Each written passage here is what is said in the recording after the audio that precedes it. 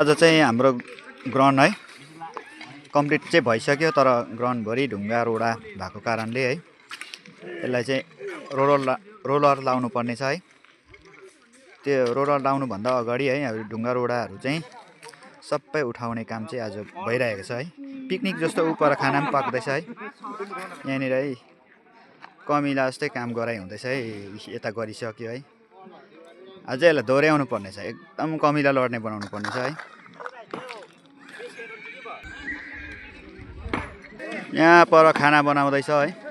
यहाँनिर लेडिज ग्रुपले पनि गर्दैछ है। काँडो कतला पकौना केले खन्दैछ भन्दैछ है।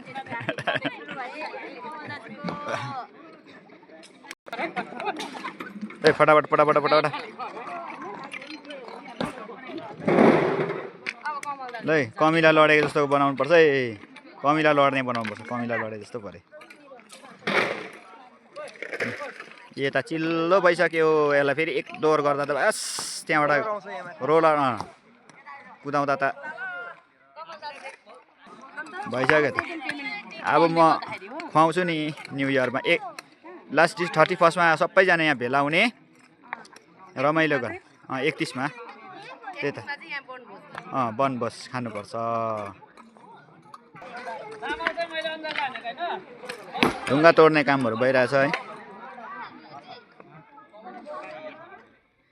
यहाँबाट उता चाहिँ अस्ति मैले देखाएको थिएँ है। यहाँ चाहिँ फुर्के छाँगा फल्स जाने बाटो बन्दैछ है। मैले अस्ति देखाएको थिएँ। ए सुँगुरको मासुमा पल्किने राईबुढोतिर ढल्किने यहाँबाट एक दृश्य ल। मेन कुक हो यो चाहिँ। अब यहाँनिर हाम्रो मिलन युवासँग हाम्रो गाउँमा जे कार्य परे पनि खाना बनाउने कार्य चाहिँ यसकोबाट हुन्छ है।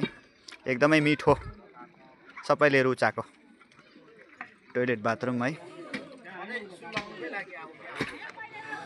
ग्यालेरी यहाँनिर चाहिँ गेस्ट हाउस बनिँदैछ है। यो चाहिँ ट्रक्स गर्दैछ है।